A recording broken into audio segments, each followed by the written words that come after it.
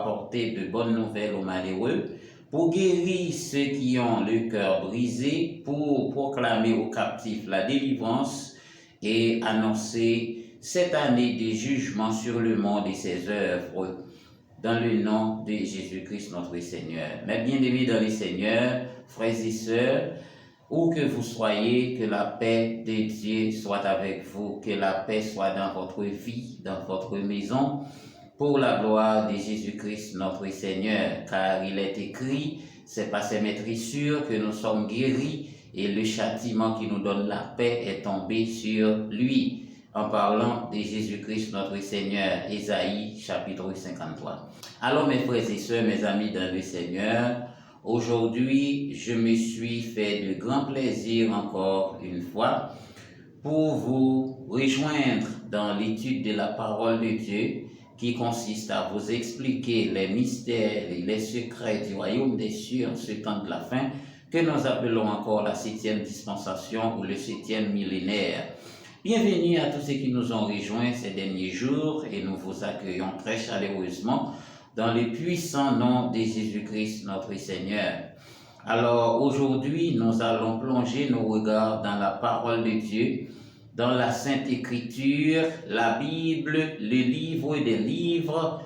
Amen, pour la gloire de Dieu, pour que la vérité luise au nom de Jésus-Christ notre Seigneur. Entre-temps, mes frères et sœurs, mes amis dans le Seigneur, je vous invite à tirer votre Bible et nous allons faire la lecture de la parole de Dieu que nous trouvons dans Jean chapitre 7, les versets 33 et 34 à la gloire de Dieu. Jésus dit, « Je suis encore avec vous pour un peu de temps, puis je m'en vais vers celui qui m'a envoyé. » Amen. Gloire à Dieu. Le verset 34. « Vous me chercherez et vous ne me trouverez pas. Vous ne pouvez venir où je serai. » Que Dieu daigne bénir cette portion d'écriture pour l'édification commune de nos âmes en Jésus-Christ notre Seigneur. Amen, amen, amen. Gloire à Dieu. Maintenant, prions le Seigneur. Notre Père qui es aux cieux, comme Jésus-Christ nous a appris cette prière, que ton nom soit béni, ô notre Dieu, que ton nom soit sanctifié, que ton nom soit glorifié et que ta volonté soit faite dans notre vie, dans notre famille, dans toutes les églises de Jésus-Christ un peu partout à travers le monde. Bénis ton peuple, ô notre Dieu, nous comptons sur toi et que le Saint-Esprit nous soit en aide pendant ce moment que nous allons passer ensemble, au nom de Jésus-Christ notre Seigneur. Amen, amen, amen. Gloire à Dieu. Merci Seigneur.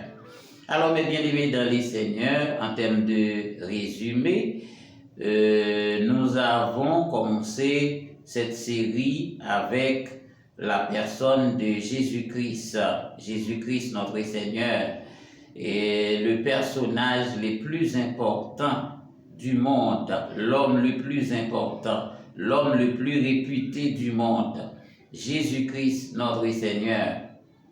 Alors, dans l'étude avant, on a décrypté pour vous les 7 chandeliers d'or, appelés encore la lampe à 7 branches, qui est écrit dans le livre d'Exode et décrypté dans le livre d'Apocalypse, etc. Le prophète Zacharie l'avait vu et bien d'autres serviteurs et hommes de Dieu qui ont vu cette représentation divine appelée les 7 chandeliers d'or. Alors mes frères et sœurs, je vous ai dit qu'on ne pourra pas parler de Jésus-Christ notre Seigneur si on ignore le chandelier d'or. Parce que tout a commencé à partir de cette lampe à 7 branches, appelée encore les 7 chandeliers d'or. C'est l'origine même du monde. C'est là où toute chose a pris naissance. C'est là que toute chose a commencé. Donc, enfin, disons mieux, c'est le début même de la divinité. C'est-à-dire, lorsqu'on parle de Dieu, on parle exactement de cette représentation divine, la lampe à 7 branches, puisque Dieu lui-même est cet esprit, selon ce qu'on a déjà expliqué dans plusieurs études antérieures. Alors mes frères et sœurs, mes amis dans le Seigneur, Jésus-Christ, et au cours de son ministère, avait bien voulu instruire le peuple sur le royaume des cieux. Mais il y avait tellement de controverses, donc parfois il s'est échappé belle, parfois on essaie de le lapider, on essaie de le jeter dans des falaises, mais le temps n'était pas encore arrivé. Et Jésus-Christ a passé un peu de temps à enseigner les gens sur le royaume des cieux, sur sa vie personnelle. Mais il ne voulait pas l'entendre. Il ne voulait pas accepter la doctrine de Jésus-Christ. Et c'est pourquoi que les pharisiens avaient controversé son enseignement. Jésus-Christ étant attristé dans son être et dit, « Je suis avec vous pour un peu de temps, parce que je vais devoir retourner vers celui qui m'a envoyé.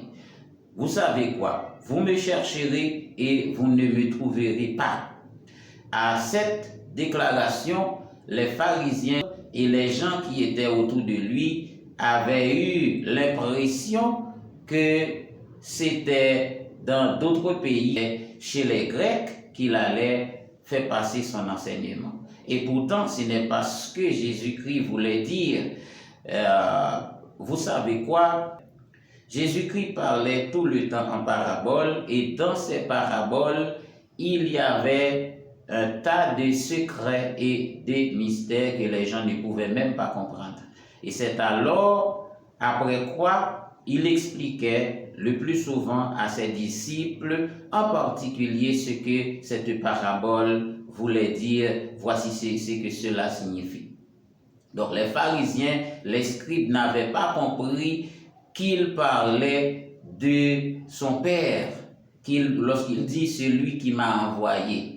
Celui qui m'a envoyé, c'est son Père qui est Dieu. Jésus-Christ voulait justement se référer à l'unité qui se fait entre lui et son Père. Jésus-Christ voulait se référer dans cette alliance dont cet esprit se sont confondus, où les sept esprits se sont unis, où les sept esprits font un seul. Amen, pour la gloire de Dieu. Alors c'est ce que Jésus-Christ voulait dire, mes frères et sœurs, lorsqu'il dit, vous me chercherez et vous ne me trouverez pas, parce que je vais devoir retourner vers celui qui m'a envoyé, à savoir le Père, à savoir le Saint du Père, qui est représenté par la lampe à 7 branches ou encore les 7 chandeliers d'or. Donc c'est justement à ce point que Jésus-Christ voulait se référer. Aujourd'hui, la confusion est partout. Il est dans le monde et il est même parmi le peuple de Dieu. Comment? C'est parce que, comme je l'ai déjà mentionné, certains considèrent Jésus et ils rejettent le Saint-Esprit. Certains considèrent Dieu et ils rejettent Jésus. Pourtant, ils ne sont pas séparés. Celui qui voit Jésus voit le Père, parce qu'il dit, le Père est en moi et moi, je suis dans le Père. Elle a dit, moi et mon Père, nous sommes un. Donc c'est ce que Jésus a dit tout au long de son ministère. Et tous les miracles qu'il avait opérés, il les avait faits au nom de son Père. Et il dit, je ne fais rien de ma propre volonté, mais je fais ce que j'ai entendu de mon Père. Je fais ce que mon Père m'a dit. Donc je répète les paroles de mon Père. Et Jésus ajoute pour dire que mon Père est plus grand que moi. Amen. Gloire à Jésus, gloire à Dieu. Alors mes frères et sœurs, la confusion, cette grande confusion qui règne au sein du peuple de Dieu, la conséquence est terrible. Pourquoi? Parce qu'on trouve le plus souvent la plupart des chrétiens et des chrétiens qui sont même des figures emblématiques dans l'évangile, eh bien, quelquefois, ce sont des artistes, des chanteurs, des chanteurs, des psalmistes qui chantent la gloire de Dieu et à un moment donné de leur parcours, eh bien, ils ont abandonné la voie de Dieu. Ils ont abandonné la parole de Dieu, ils ont fait l'apostasie. Vous savez quoi? Cette confusion vient directement par la faillite de l'enseignement. C'est parce que l'enseignement n'a pas été bien fait. Tous ceux qui confessent Jésus-Christ comme leur sauveur et leur Seigneur, ils doivent le savoir. Numéro 1, les 7 chandeliers d'or, qu'est-ce que cela représente? Si on n'est pas capable d'interpréter cette description divine, eh bien, il vous sera difficile de comprendre exactement qui est Dieu, qui est Jésus-Christ et qui est le Saint-Esprit. Et tantôt, certains vont pouvoir considérer le Saint-Esprit en bannissant le Père ou bien en bannissant Jésus-Christ. Donc maintenant, cela ne doit plus être le cas pour vous qui écoutez la parole de Dieu aujourd'hui, mes frères et sœurs.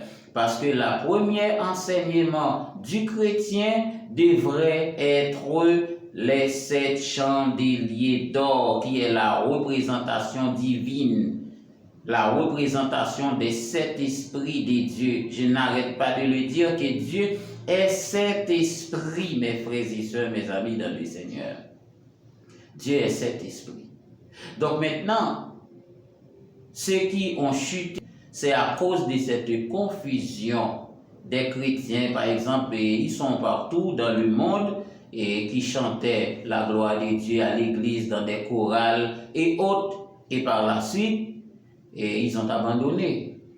Ils sont devenus des stars dans le monde pour donner gloire au diable, à Satan, pour donner gloire à des esprits méchants.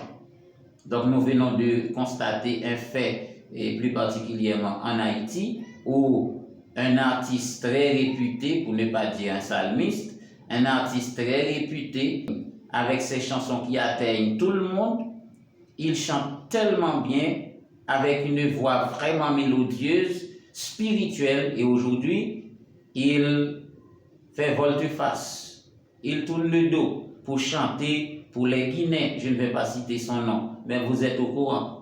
Il y en a aussi au Brésil, un jeune enfant qui chantait la gloire de Dieu, qui brillait, il brillait et il épatait tout le monde. Certains ont pleuré lors de sa prestation. Eh bien, qu'est-ce qui s'est passé? À un moment de sa vie, il a choisi de se faire de n'importe quoi. Maintenant, il est devenu n'importe quelle personne parce qu'il fait de sa vie le temple du diable.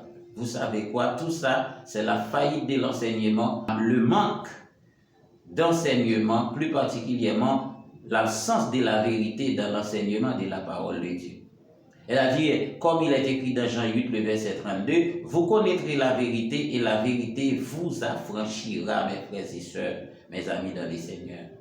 Donc, quelqu'un qui ignore les 7 chandeliers d'or, ignore également qui est Dieu. Il ne connaît pas qui est Dieu. Il ne connaît pas qui est Jésus-Christ. Il ne connaît pas qui est le Saint-Esprit. Il pourrait cependant avoir des dons pour faire quoi que ce soit dans le nom de Jésus. Mais connaître la vérité, connaître la parole de Dieu, ça c'est une autre paire de manches. Alors dans Osée 4, verset 6, la parole de Dieu dit, mon peuple meurt parce qu'il lui manque de connaissances. Mes frères et sœurs, nous avons besoin de l'enseignement de la parole de Dieu, l'enseignement véritable, l'enseignement de la vérité, parce que c'est ce qui peut nous aider à nous affranchir des doctrines falsifiées, à nous affranchir de la malédiction, parce que si on ne connaît pas la parole de Dieu, eh bien, il vous sera difficile de résister dans les mauvais jours, passer les épreuves avec succès, mes bien-aimés, mes frères et sœurs. C'est à cause de la parole de Dieu placée en vous et que vous allez pouvoir résister aux temps difficiles, au temps de la détresse, au temps des épreuves, parce que la parole est bien ancrée en vous. Comme Jésus-Christ en a expliqué cette parabole, et la fameuse parabole des semeurs, donc des grains qui tombent sur le chemin, d'autres et dans de bonnes terres, etc. C'est que vous devez connaître la parole. Et celui qui enseigne la parole de Dieu il doit savoir ce qu'il enseigne. Celui qui enseigne la parole de Dieu doit connaître Dieu, il doit connaître qui est Jésus et qui est le Saint-Esprit. Et c'est pourquoi que l'apôtre Paul nous a mis en garde contre celui qui enseigne la parole de Dieu. Donc, mes frères et sœurs, mes amis dans le Seigneur, toi a été un plaisir aujourd'hui de partager avec vous cette étude. J'espère bien que cela a été une bénédiction pour vous. Et je vous donne rendez-vous pour une prochaine étude à la gloire de Dieu en vue de vous aider à vous approcher du trône de la justice de Dieu comme un serviteur qui n'a point à rougir, mais qui dispense droitement les paroles de la vérité, étant que serviteur de Dieu à la manière de l'apôtre Paul. Que Dieu daigne vous bénir de toutes sortes de bénédictions spirituelles et matérielles au nom de Jésus-Christ notre Seigneur. Si ce message est une bénédiction pour vous, eh bien, partagez-le à d'autres bien-aimés frères et sœurs un peu partout à travers le monde. Je vous dis shalom, shalom et shalom.